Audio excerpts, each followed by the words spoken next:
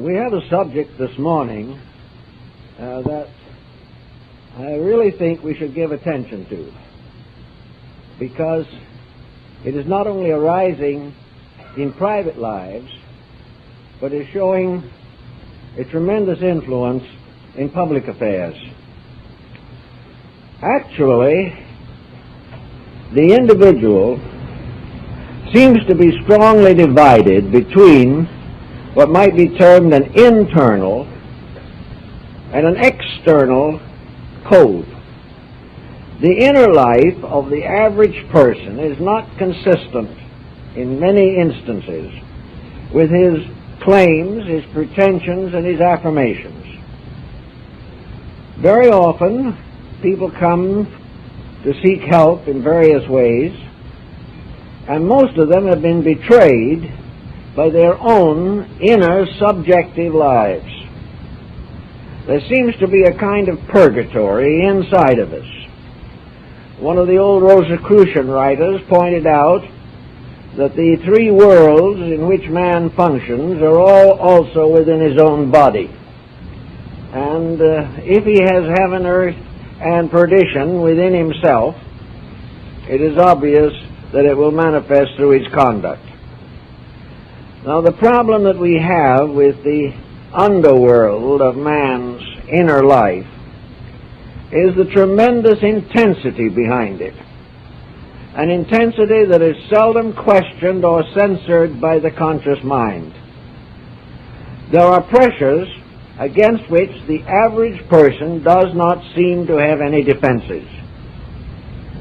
These pressures may perhaps be considered as karmic. We are born into this world with a lot of unfinished business. And in most cases, we are here to pay debts, to correct mistakes, to outgrow restrictions and limitations of character. But in many instances, the mistakes are not corrected. We continue to live with them. We continue to be dominated and influenced by them. And until we are able to control the inner part of our own lives, the outer part will not function very smoothly. We will have troubles all the way along. An example of this, for instance, we can find in the educational world. The average person is considerably influenced by education. If he has received an unusually complete education, he is supposed to end as a civilized human being. But this does not seem to be guaranteed. Instead of being civilized, he is simply better trained in how to use his own selfishness and how to advance his own causes at the expense of common good. His education has not made him a basically honorable person. It has made him skillful but not good. It has made him educated but not wise. And it has left him open to most of the misfortunes of the flesh through which he will gradually pass. Now, how does it happen that 10 or 15 years of schooling do not actually change the internal integration of the person?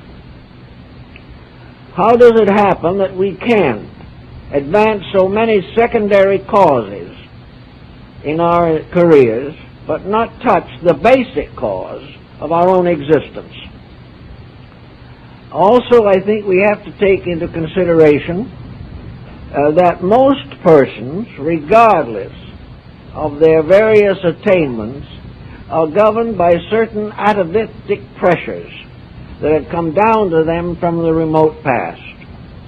The flesh has within itself its own limitations. It has its own peculiar pressures. The body has demands that are completely separate from the demands of the mind and heart. The heart has demands which are not consistent with those of the body. And the mind, in its own tyranny, seeks to dominate both. This conflict within us is responsible for much of the sorrow in the world around us. Let us take another pertinent example of the situation, and that is religion. Nearly every nation of the earth has at one time or another received a valid religious message. It has been given a code, a creed, a doctrine to help the people to grow and unfold their own spiritual, moral, ethical potentials. Yet with probably 70 or 75% of the world nominally addicted to religious beliefs that are founded in the brotherhood of man, we still have one war after another. Religion does not seem to be able to control the internal selfishness of the individual. Religions have not yet even been able to make peace with each other. And a great many religions have never been able to make peace with the branches of themselves. Here is a valid doctrine based upon natural law and divine revelation, and most persons will admit that they accept it, but very few are able to put it to work in daily life. Out of the abuses of religion, there has come a general revolution producing a series of agnostic or atheistic societies. These societies insist that religion is merely an instrument used by the establishment to enslave the human mind. So they have discarded it, and they put something else in its place. And with this new thing they put in its place, they continue to enslave the human mind. There's no basic change in principles. There are new names, new political allegiances, new explanations and new justifications, but the old tyrannies go on. Now we have in the scientific world every justification for the development of a great ethical, moral code.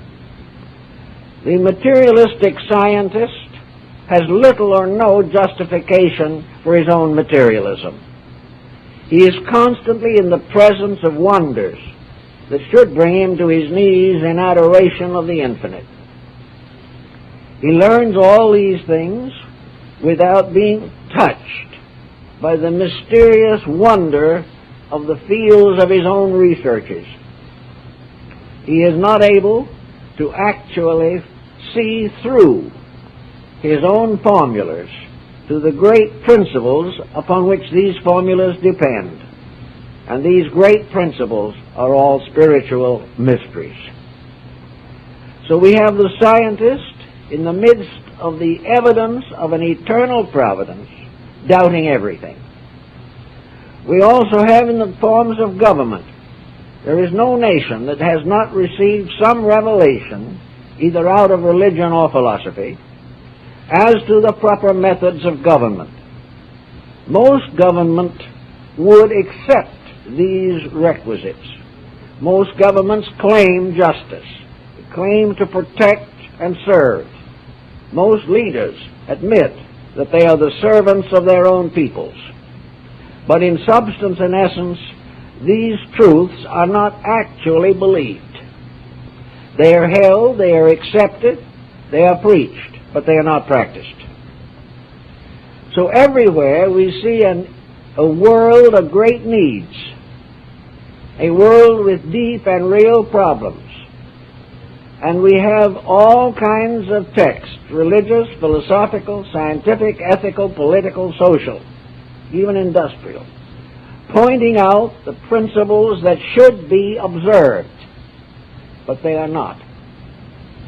And the fact that they should be and that they are commonly accepted, this fact does not seem to reach into the individual deeply enough to change his basic relationships with his fellow men. Thus, we have to look inside to see why we have been able to have a Christian world for 19 centuries and yet have not been able to make Christianity the solid foundation of our mutual relationships. How it happens that we do acknowledge a religious value in life. Our cities and communities abound in churches. Many of them are very gracious and beautiful beliefs, and not a few of them are strongly supported not only by the average parishioner, but by persons of wealth and influence. And yet these churches have not been able to prevent small towns and communities in which they stand from being locked in the most dangerous and detrimental feudalistic attitudes. How does it come that what has been generally accepted as the most civilizing force that man has ever received, how we have had this for thousands of years and for the most part have succeeded in remaining uncivilized? This goes back to the person. The answer has to lie within the individual himself. And it has to lie within enough individuals so that the ends and purposes of progress have been frustrated. Now, we know that we live at now, especially now, in a time when the private citizen is not especially qualified to make major changes in social problems. We have certain influence. We have the power of the vote. There are things we can do. But the great problems that confront us seemingly are beyond the control of the average person. He can only endure. He can only hope. And he can only give allegiance as far as possible to those principles which he regards as best. And he's not always very successful in doing this. You go and work with some of these people as individuals, and you'll find that many of them have studied deeply. Many of them have given a lifetime to esoteric matters. Some have become proficient in astrology. Others have gone into other phases of research, into alchemy, and into all kinds of Oriental philosophies and religions. They have devoted a long period of time to the study of natural laws, as these are exemplified in the great spiritual teachings of humanity. Yet with a lifetime of such background work, with the ability to quote great authorities, with a definite allegiance to these authorities, most of the persons thus equipped are unable to handle their own affairs. They are not capable, apparently, of taking what they honestly believe and using it as it should be used. The question is why? The answer is the tremendous imposition of self-interest. As Buddha pointed out 25 centuries ago, the individual who is primarily concerned with himself is lost from the beginning. And no amount of education can help him until he gets over his own self-centeredness. Self-centeredness seems to cause the individual to cheerfully contradict his own ethics if it seems that it will produce some personal advantage for himself. Now, wherever compromise of this kind exists, its folly is based in the area in which the compromise occurs. Nearly all compromise is for the purpose of improving immediate material situations. In other words, compromise is the compromising of spiritual truths to advance material ambitions. The individual is sacrificing that which is the most valuable part of himself for the proverbial bowl of pottage. He is willing to hazard not only his present embodiment, but his health, his happiness, his home, and overshadow future embodiments with bad karma simply because he is interested in one primary circumstance: the immediate advancement of his own purposes. This is true of nations. Nations are struggling to advance their own selfish purposes. Groups of thinkers are more concerned in trying to maintain their status as intellectuals than they are in being honest. Politicians, while they would love to be persons of high character, are afraid to stand for principles for fear they will not be reelected. And practically every educator is afraid to tell the truth for fear he will destroy his own scholastic standing. So he keeps his standing, but he falls as far as his principles are concerned. Therefore, the inside of each one of us has something in it that is as old as time, and that is the craving to do what it wants to do at all cost. This has become such a familiar part of our natures that we don't even define it anymore. We don't keep saying to ourselves, I'm catering to the worst part of my own disposition. We take it for granted that to do what we please is the primary purpose for existence. We don't defend it anymore. We couldn't. We don't try to understand it for fear that we will discover we are wrong. Therefore, we simply take it for granted that whatever impulses arise in ourselves for the advantage of our own condition immediately, these impulses are inevitable, eternal, and divinely inspired. Having taken all this for granted, we simply act over the surface of our own convictions without giving them any valid foundations. One of the most common indications of this situation is our inability to handle the golden rule. Now, there are very few people who will deny that the golden rule is important, and it has been built into the religious philosophy of practically every one of the world's religions. But the golden rule, while it can be quoted and is quoted frequently, requires an attitude toward conduct which is generally missing. We do not do unto others as we would have them do unto us. We do unto others what we please and hope we do it so fast they can't retaliate. Also, we find that we have within ourselves a concept of love. The human heart is the holy grail of early Christian mysticism. Within it flows forever the blood of the Savior, life itself. Most persons have polished the outside of the cup rather thoroughly, but very few have examined the inside of their own emotional, spiritual attitudes. They have not cleansed the inside of their own cup, their own heart.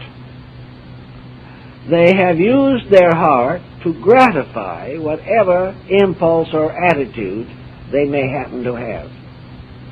We also have in a wonderful built-in mechanism by which we convince ourselves that our own mistakes are unique and noble.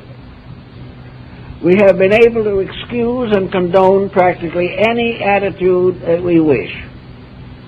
And we always manage to do it in some way that makes us look righteous to ourselves, but not to anyone else. So we find so often that the real problem that we all face is the inability to orient ourselves in a proper definition of universal life. Now, the mystics have done probably the best of most of those who have tried. They have sought to find an internal experience of God. And wherever this experience has been legitimately found, it has been accompanied by humility, self-sacrifice, voluntary poverty, and the gradual reluctance to take part in any of the destructive patterns of human conduct. The mystic has tried to make the eternal superior to the temporal. He has thought in terms of his eternal existence rather than in the 80 years and 10 we hear about here.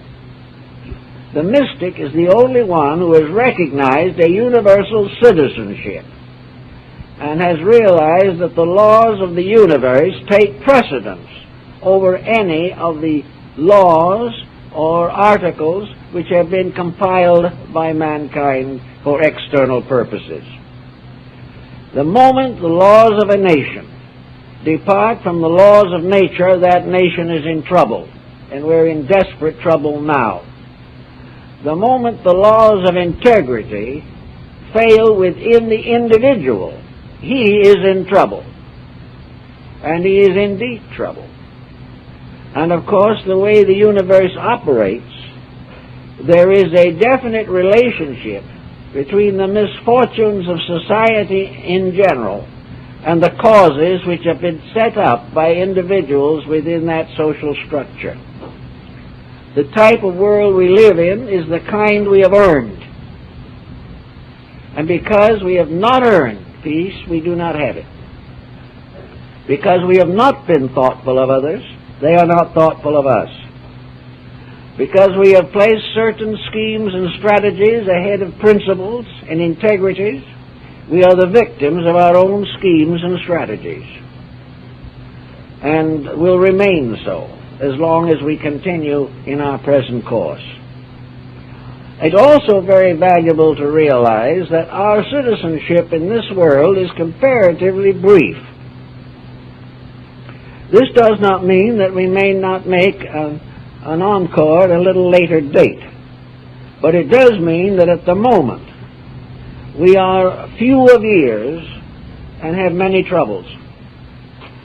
In the face of the fact that our material existence is in hazard, and that there can be no reasonable doubt that we are responsible for that hazard, it would seem that in the few brief years that the individual has, that he would try to make peace with the universal plan of which he is a part, that he would gradually come to realize that he is not primarily under the allegiance of man-made statutes. He is ultimately and inevitably in servitude to a universal process, a pattern that is immutable and inevitable. To sacrifice a little of the so-called passing comforts of this world in order to assure oneself of being on the side of that which must ultimately be victorious, it would seem that in a moment of this type we would begin to give serious thought to the correction of our own internal arrogance or misunderstanding. Now, it's for most people, it's a rather simple thing, and it isn't so spectacular, but people come to me all the time with their problems. They proceed to explain why they cannot get along with their relatives, or why they are worried to death because one of their children is planning to marry into another religion. Sometimes these people cannot orient themselves at all because of the grievances they have brought forward from the past. Individuals who claim to be emancipated from all personality will spend hundreds of hours giving the most detailed explanation of their own misfortunes. They never get over a grievance, and they seemingly have very little skill in remembering the countless good things that have happened to them. Grievances take precedence. The individual who has suffered a little has very little time left to think about the wonderful things that have happened, or to realize that many wonderful things have been spoiled by his own attitudes. So he comes and seeks consolation of spirit, while at the same time clinging to every prejudice that he has. Determined that his own way will be supreme, He condemns all the candidates for public office, has trouble with all his acquaintances, cannot get along with his children or their children, and settles down to the point of plain suffering, not over the problems that are real, but the problems he has created for himself. You tell this person that this is not a very good religious attitude, and after listening to these stories for hours and pointing this out to him, he will smile at you pathetically and say, the one thing, of course, I don't hold any grudges. My problems are real, and I have been more than patient with them. I have put up with them for years and suffered for them every moment. And that person is grateful that in their own heart they love everybody. In fact, they do love almost everybody they've never met or heard of. Now, how does this happen? How can people go through an experience like this and see nothing? How can they forget what they're actually saying while they're telling it to you? How can they break the middle of a complaint to say that they never complain? The answer has to be one thing. This something inside of them has become so inevitable, so irrevocable, and so unchangeable that it is no longer even considered as a factor in anything. It is an inevitable. The individual with a difficult disposition regards this as an eternal endowment for which he cannot be blamed, which forces him to do things that he does not want to do, but he has no power not to do those things. This brings us then to the underworld problem in our own natures. For somewhere lurking inside of ourselves is this blind spot which simply cannot permit us to work together, think together, live together, or love each other in a decent manner. Why do we have this? I've watched it and listened to it and thought about it, and it seems to me that in all probabilities most people are born with dispositions. Being born with them, they have never known the absence of them. They have taken it for granted that their disposition is themselves, and this is not true. They have taken it for granted that their likes and dislikes arise from a divine source within themselves and are unchangeable. That if their attitudes are difficult, other people must adjust. They are incapable of modifying their own points of view. And to tell them that the point of view is wrong is simply to insult them. They will not face the fact that this thing inside of themselves which is causing this point of view is something that can be changed, that can be modified, that it can be controlled. But in order to control it, the individual has to make certain changes in himself. One thing he has to do, if he wants to control this pressure, is to get over the idea or the experience that holding these negative attitudes adds to his own peace of mind or comfort. If he continues to believe that a bad disposition is the fulfillment of himself, he will continue to nurse it. As long as he is able to gain some kind of satisfaction from being difficult, he will have very little incentive to change his ways. If he finds, for instance, that through a dispositional peculiarity, he is able to revenge himself for slights, or avenge some unpleasant circumstance to which he has been the victim.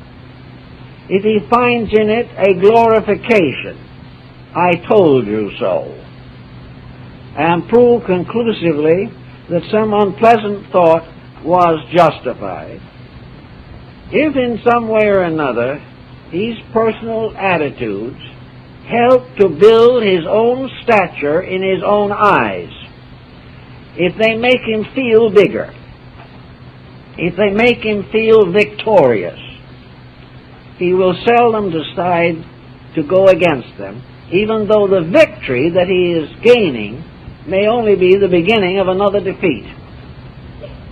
He just will do everything he can to defend himself. This is because his own mind is a kind of prejudiced lawyer that is going to desperately defend him even when the lawyer himself knows that the culprit is wrong. This must cause someone or many people, especially now when the worldwide situation is so obvious, to think a minute about what these principles and problems really relate to. I think Buddhism made a very good statement of the whole thing, and it borrowed it, of course, from Hinduism, and that is the line of the Bhagavad Gita: the mind is the slayer of the real. Our problem lies in that neat little package that we call the think tank. It belongs to the mental integration. The mind is not always right. The mind is usually wrong if it is allowed to dominate. If you say to the mind, do what you want, you will have a tyrant on your hands. If you say to yourself, I will defend the mind, right or wrong, the tyrant will grow stronger. The mind which tells us to dislike each other is, in a sense of the word, an evil spirit. It is the adversary. It is the devil's advocate. The mind that justifies our being unreasonable, or tries to tell us that we can be unpleasant because others are unpleasant, is leading us astray. Because there is no possible way in which a bad disposition can be justified because of the number of people who have one. It only means that there is a larger number to be miserable. And this dispositional problem remains to the end something that stands between us and happiness. I've actually seen a bad disposition functioning on the deathbed, and among the last words of the dying person was something malicious. They never get over it. In fact, they like to assume that they're going to leave behind them something else to cause a little unhappiness to others. And when you try to find out why, you learn that other people have made them unhappy. So it must be passed on as a heritage to burden humanity for the rest of its existence. If we can get away from the idea that the mind is infallible, and also if we can get away from the pressure which the mind immediately sets up, before the other person has finished a sentence, our mind has worked up a way of refuting it. We can hardly wait to tell the other person he's wrong. Sometimes we can't wait. It can be very embarrassing on occasions, too. But if we could gradually recognize this problem, we could maybe do something about it. But to still the mind, to be able to do what it says in the Scriptures, be still and know that I am God. If we can stop the mind from its multitudinous little conspiracies, if we can no longer allow it to be a yes man to our own personal desires, we can do other things and do them well. In the Orient, the answer has always been the same. Quiet the mind down. Gradually detach the mind from personal advantage. Tell the mind for once and for all that we are not primarily concerned in doing what we want to do at the moment. This is an interruption and an interference. That what we really want to do is what is best for us for all time. We are not really interested in winning an argument. What we are really interested in is living an example of integrity. Now, sometimes it takes a lot of work to get the mind to believe that. And one of the reasons it doesn't believe it is because we have failed so often to live up to a good idea. We have made a resolution and broken it before we finished telling the name of it. It's like New Year's resolutions. Very few of them last until Washington's birthday. The individual has broken down his own defense mechanism so often that he is no longer even sure that he can keep his own promise or that he can do what he was supposed to do in the first place. The only way in which you can get the mind away from these problems is either to channel it into other directions or else learn to quiet it down. Learn to discipline it and realize that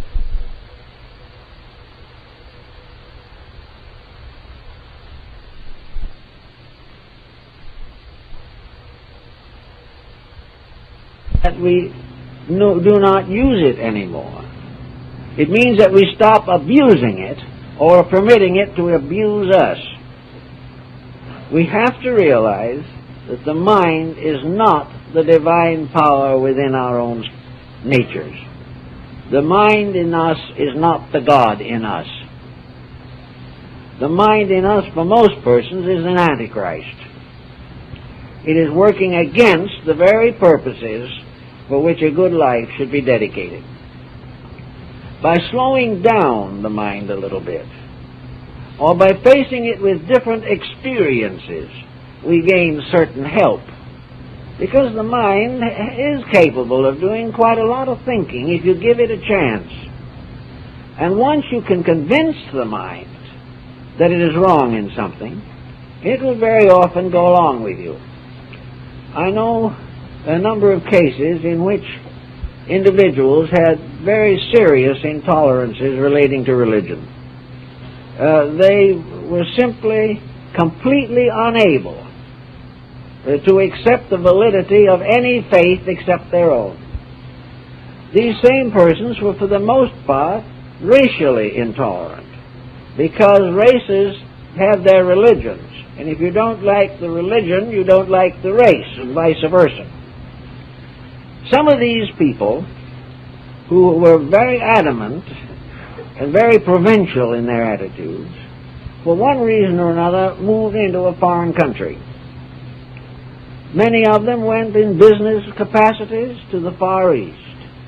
Some of them went to the African states. Others went to other parts of the world where different religious beliefs exist.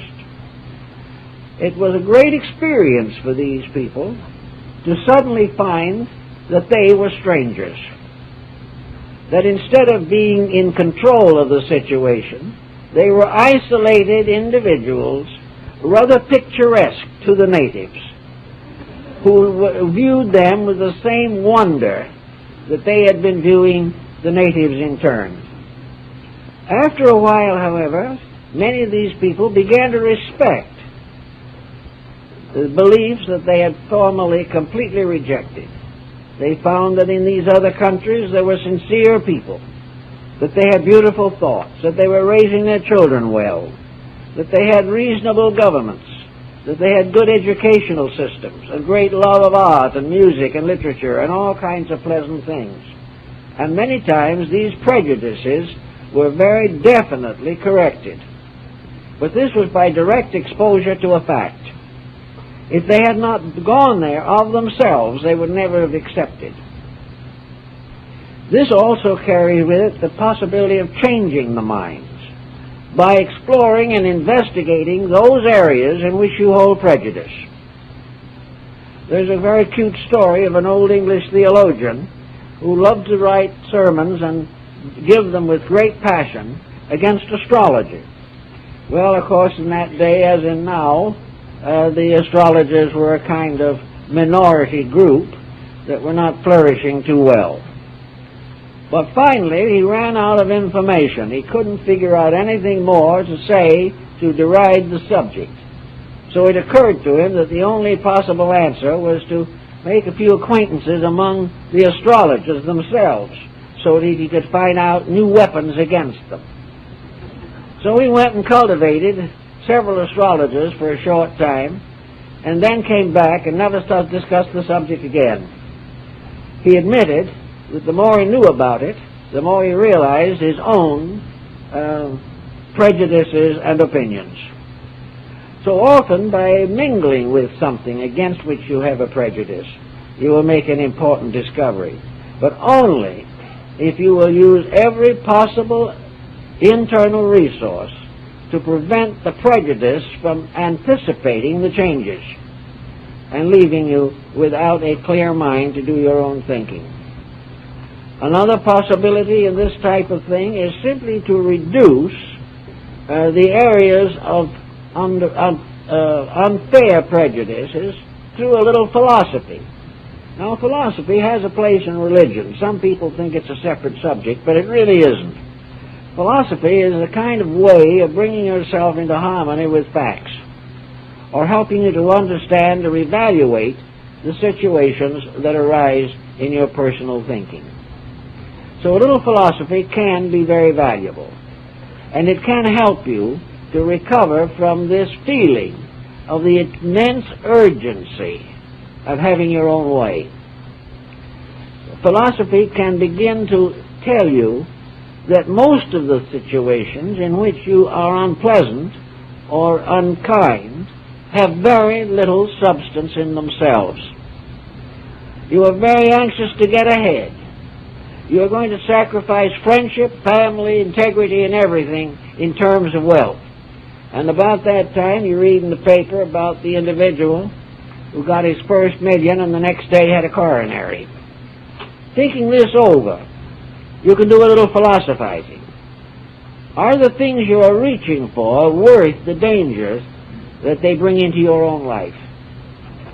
Now, one of the common things that brings danger into our own lives is not necessarily an inveterate ambition. It is an inveterate irritability. Many people simply born in the objective case. They never are able to agree with anything.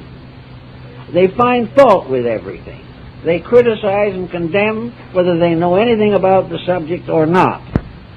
And of course always feel that they are well informed simply because that is the way they feel about it. Now, if a person goes through life constantly belittling others, or constantly trying to press some advantage to themselves, or sitting in judgment on other human beings, gradually these attitudes react. The person who is too critical loses his friends. The individual who is intolerant has a broken family on his hands. And one by one, the good things of life are killed out or suppressed by this constant nagging or this constant fault-finding. What does this do to the health? Practically all of the classical forms of health, and many of the modern, especially since the rise of some schools of idealistic psychology, almost any physician, any psychiatrist or psychologist, will tell you that a bad disposition is the heaviest burden that flesh must bear. The individual with the greatest chance of having a happy and healthy life is the one who is by nature kindly, generous, and optimistic. This doesn't mean that the kindly person cannot suffer occasionally or will not have moments of difficulty.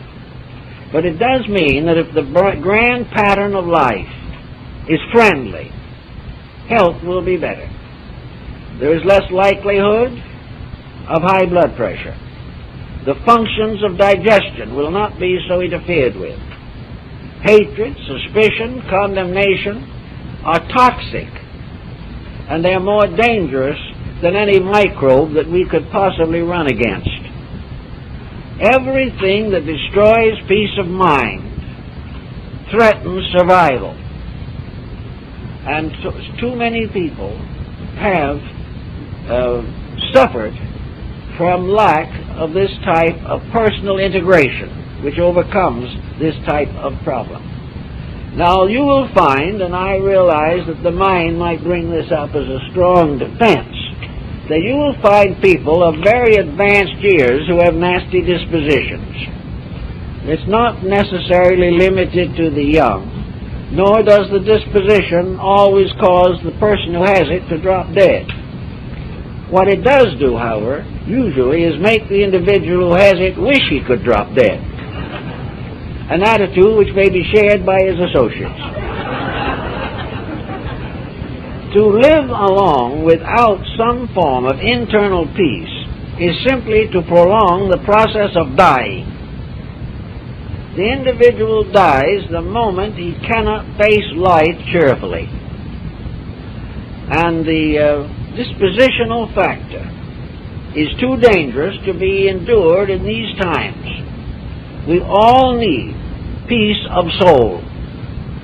We all need quietude within ourselves. We need a unity of our own resources, that this inner part of our own lives will not betray us and will not keep us in a constant state of agitation and annoyance. Actually, the Oriental discipline of Zen has been a great help to many people, although it's perfectly possible to practice this type of thought with any religion. In fact, every religion is basically founded upon it, because every religion is founded upon the dignity of peace.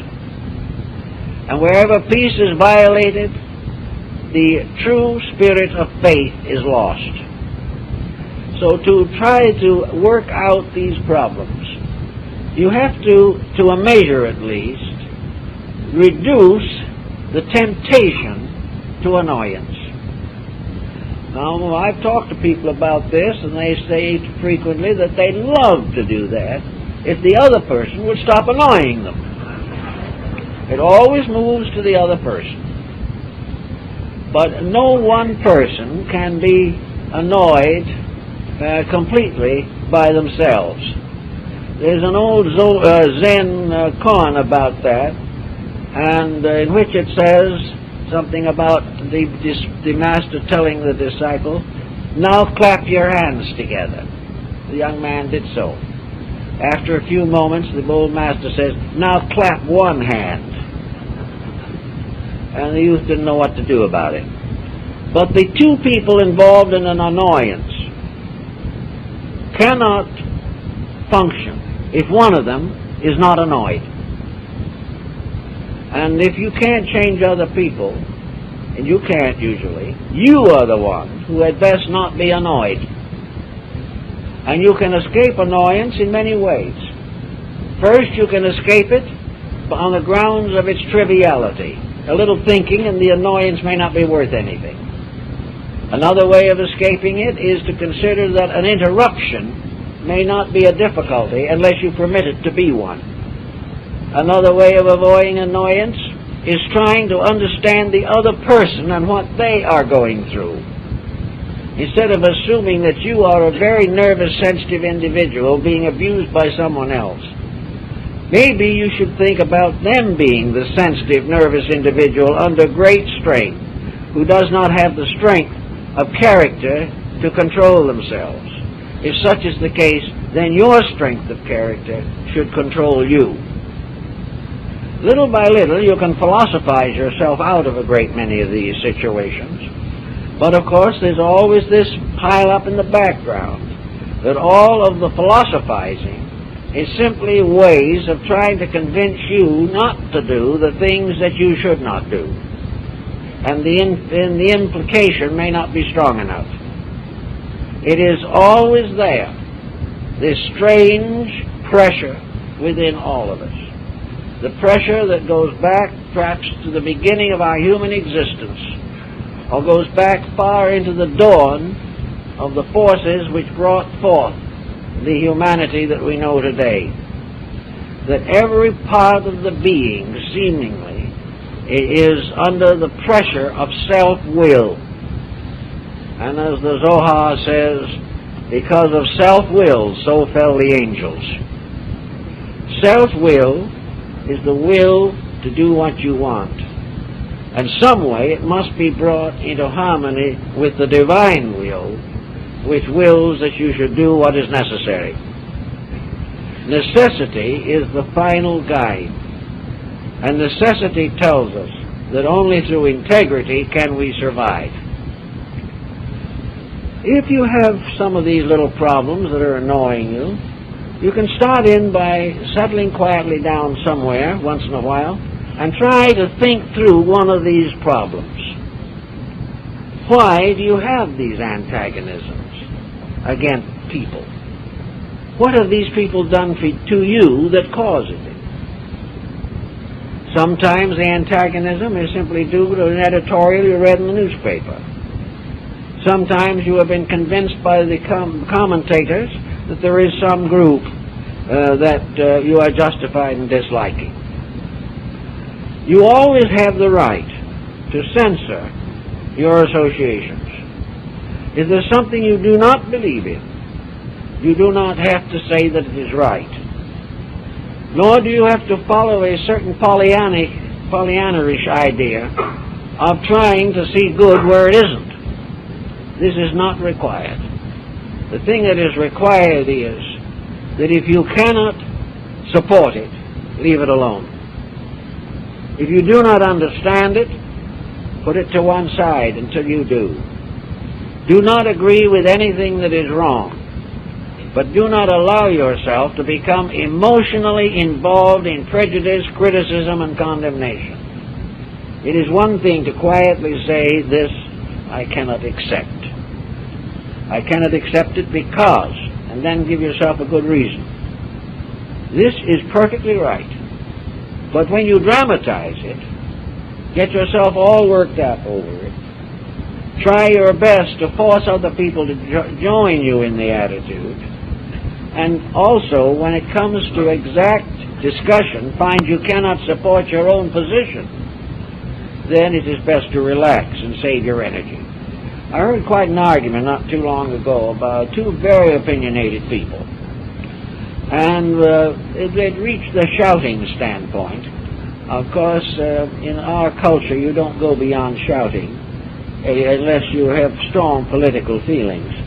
But in this case, the argument suddenly stopped in the middle of something, and one said to the other, "Prove it." Where did you get this idea? What does it come from? Prove it. The other person couldn't prove it. They were 2 hours of argument far away from proof.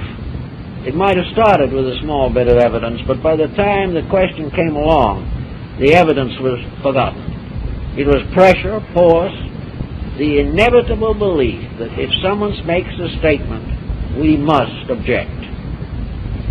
So when you are in problems with some of these problems, prove them to yourself.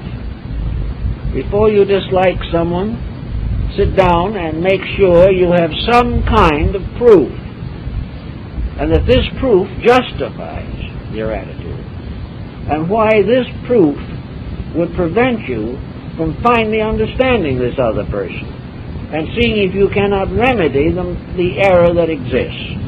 For in many instances, it's your own prejudice only that is causing the fault. All these little tricks you can use on yourself to try to lower this tremendous determination to do exactly as you please. It is almost always proof that whatever you believe is not as strong as your attitude. A religion is not an attitude. Religion is not a creed. You can join any religion in the world and accept its creed and do nothing about it. A religion is a way of life in harmony with divine principles. What a person claims religiously may mean nothing. Nominal membership in a religious organization which says salvation is to be attained only by joining that group has very little substance to it. It might help somebody for a moment, but it is one of those things that has to be ultimately outgrown. The actual practice of religion is the practice of the presence of God in conduct all the time. It is the realization that every thought that we have is either enlightened or benighted.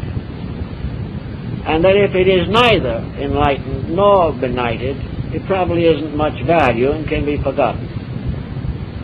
This attitude of religion is to be determined solely by the fact that religion binds up wounds. When it creates them, it is no longer religion regardless of what it is called. We have had thousands of years of religious wars. We are threatened with more. We find individuals believing in the brotherhood of humanity can't get along with their neighbors. All of these people claim some kind of religion, or ethics, or morality, or integrity. But they cannot demonstrate it in daily conduct. And any religion which enables us to keep right on disliking everything we disliked before, criticizing everyone we criticized before, and continuing the pressured efforts to achieve our own selfish ends, while these things are present, whatever religion we believe is shortchanged badly. It's a matter of putting it to work. Now, putting it to work is not as difficult as it might seem to be. And I've known a number of instances in which putting it to work solved the problem. It's very important to a prejudice that it never confronts a fact. The moment the fact moves in, the prejudice is in trouble. A prejudice is not really a basic fault that we have discovered in something. It is an attitude that we have towards something. Now, if another person or situations are so morally or ethically delinquent that we cannot accept them or cannot reconcile with them, then the only answer that we have in most cases is to leave the solution to the law. The power of heaven will take care of it. The Chinese knew this long ago. Leave the impossible person to heaven. Karma, the law, will solve it. Day by day, that impossible person will find it more and more difficult to maintain their own wrong attitudes. We cannot change other people. We can try. Sometimes we can help a little. But if a situation is too deeply ingrained, the law must do it. We live in a universe in which law is ultimately benevolent in every form. There is no selfishness, there's no willfulness, there's no prejudice in universal law. The purpose of these mysterious processes of nature are that happiness, security, integrity, and perfection shall come to all that lives, and it will come. If we can help a little, that is good. But if we cannot help, there's no sense in hindering. So where we do have an opportunity, we can study to find out how we can smooth out our own intemperances or intolerances and prejudices and bigotries and find a way of life that is not only useful to us, but the final sermon. For the final sermon is example. We cannot expect children to profit from parental advice unless the parents are keeping that advice themselves. We cannot expect to be respected by our associates if we do not keep the principles we claim. We cannot help people in trouble unless we have demonstrated simply and clearly that we have passed through such troubles and have come through with a better and deeper insight. The end of all difficulty is to strengthen insight, to give us greater foundations, greater securities, greater bases for personal integrity. We can, therefore, set a good example.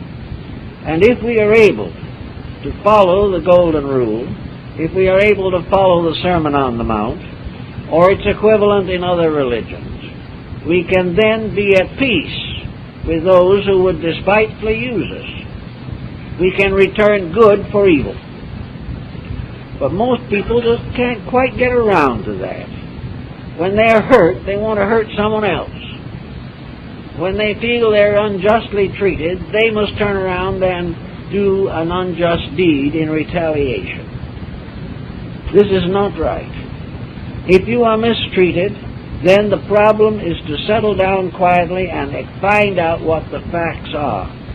It might be a common mistake. It might be something that has no foundation in depth whatever. But whatever it is, find out how you can face it with justice, but also with complete mercy. The quality of mercy is not strained. And in all things, justice and mercy go together. We can judge other people, but if we judge them without mercy, we are simply endangering our own blood pressure. It is very important for us to try to justify the minor mistakes of other people. When you find someone as a little unpleasant or a little uncertain in disposition at a certain moment, try to instantly and inevitably wonder what problem they are facing. Instead of taking the attitude that they're unpleasant, try to understand how perhaps you could do something to help them. Try always to keep a constructive point of view.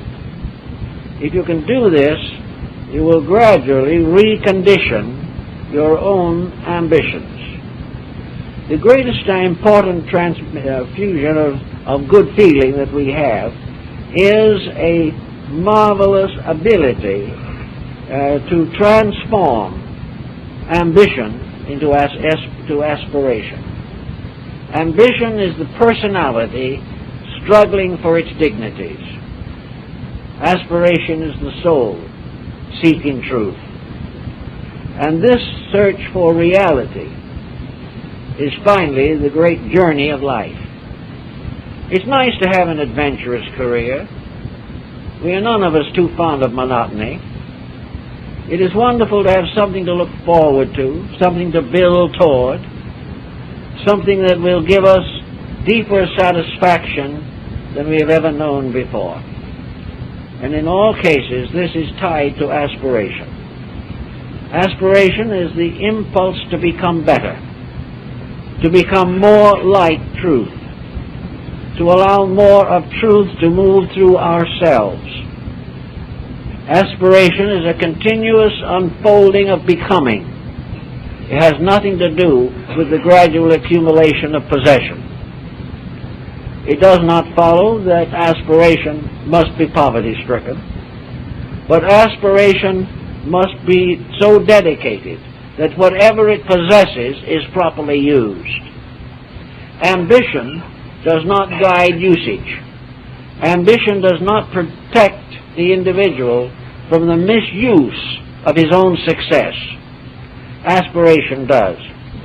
Aspiration makes it possible for the individual to succeed harmlessly. For it does not make any difference in this world how much truth or insight we are able to gather. No one else is deprived of anything. No one else is cheated. And by our nature, we will never use constructive insight to exploit or endanger any other living creature. Aspiration protects us from selfishness. It protects us from the tyranny of ambition. It protects us from egotism. And it also opens the way to the final reconciliation of all religion. It makes it possible for the individual to see in all faiths paths leading to the final objective, which is the transmutation of the inner life. It is assumed that that which becomes like truth will participate in truth. That which becomes like soul will become soul. And that which is like God will ultimately become one with God. Anything that leads away from these basic achievements is not good. Now, we cannot expect anyone to change completely all at once. It'll take time to gain some of these insights that we need. But the beginning is to convince ourselves that we need to change, that there are processes going on inside of ourselves that are not worthy of us, that we are allowing ourselves to fall victim to an inferior part of our own composite constitution, and that this inferior part is centered in self-will, selfishness, arrogance, ambition, and greed. That all of these are unreasonable. As Buddha points out, these together are the causes of suffering. While they continue, there can be no end to suffering. The individual who is greedy never has enough. The individual who is ambitious sacrifices too much and still never fulfills his own ambitions. He may reach the high point that he wants, but he can only keep it a few years when another will take it from him. As one of the emperors of Rome, fearing that his successor would come along, tried to destroy everyone who might possibly succeed him. But finally an old sage told him very gently, he said, "Your Majesty, no man in the history of the world has ever succeeded in destroying his own successor. There will always be someone." In the same way, there is no amount of success that will enable us to prevent someone else from ultimately taking over the things that we have. The real answer is not in this accumulation or the building up of reputation or name. The real answer is the unfoldment of those values within ourselves, which in the end, naturally, result in a reputation that will never die. Because the greatest reputations in the world are those associated with the great teachers and benefactors of mankind. Jesus had no worldly goods and no place to lay his head. But all of the rulers of the earth at one time or another have bowed down to him. Buddha sacrificed an empire, a country, gave up all his worldly goods to become a wandering mendicant. And as a result of that, he has become the most beloved person in Asia. Confucius was not practically penniless. He didn't have very much, but he lived a rather useful life. His last words were, "I have failed." Instead of that, he has become perhaps the symbol of the highest attainment of the Chinese consciousness. All these are not part of the passing reputation. They are part of the inevitable consequence of gaining divine merit. Merit in itself is the final source of all reputation, all honor, and all acceptance. And it may well be that the meritorious person will not live to see the result of conduct. It may be that the wise and thoughtful parent may not live to see the effect of its wisdom, insight, and love upon a receptive child. But that good goes on, not only to the child, but to that child's child, on and on through time. All good builds, all evil destroys itself. Almost everyone who has attempted to break the rules has finally discovered that the way that the life goes after rules are broken, that no man has really broken them. Each in turn is broken by the rules he sought to break. And in all these different procedures of living, the individual who keeps the rules is kept by them and goes on to fulfill the real purpose of himself. Materialism has limited our viewpoint on some of these things. Many people feel the only thing to do is to live while you're alive and get all there is all along the line. But it is a very temporary and impermanent state of affairs. And as we go along now, trying to live according to our present economy, which strangely enough is not very economical, we find every day things get a little worse. The more selfish we are, the more we all suffer. The more we grab, the more pain comes to us. The more we resent truth, the more our errors hurt. And this goes on and on. So every person can do a little something about it. Every individual can take a look inside of himself and try to clean the inside of his own cup. He can try to make sure that everything that flows out of him is basically good and constructive. And to remember always that it is far better to be cheated than it is to cheat someone else. Wisdom can prevent you from being cheated. But wisdom is the only answer when the time comes when you feel like cheating someone else. Then if your wisdom is great enough, you can withstand the temptation. Everywhere along the way, we can make little steps in the right direction. We can kind of cultivate things where we've had blank spots. Perhaps we haven't liked certain people or certain types of people, or we've looked down upon certain religions or faiths. Well, perhaps if we attended a few services of these other religions, we would understand them better. Wherever there is a tendency to dislike, make certain that you really understand what the matter is about. Very often, our dislikes are built on very inadequate grounds. They are on very bad logic. This idea that we dislike dogs because all dogs are like the one that bit us, this is a false attitude. There are some very fine dogs, and they may be the same breed as the dog that bit us. But it's also possible that we did something to excite that dog to bite us. If we didn't, then we have a right to say that dog was dangerous. But this does not mean that we shall declare all dogs to be dangerous. A member of some minority group cheats us, and because this one person has cheated us, all that group is condemned together. We don't like the attitudes of certain religious groups, but we do not realize that these attitudes, while they are supposedly common, may be quite unique. For in most cases, believe it or not, other religions are made up of people very much like ourselves. And all the various faults that we find in some faiths are not any deeper or more insistent than the faults in our own, which we have overlooked for ages. So everywhere work for reconciliation.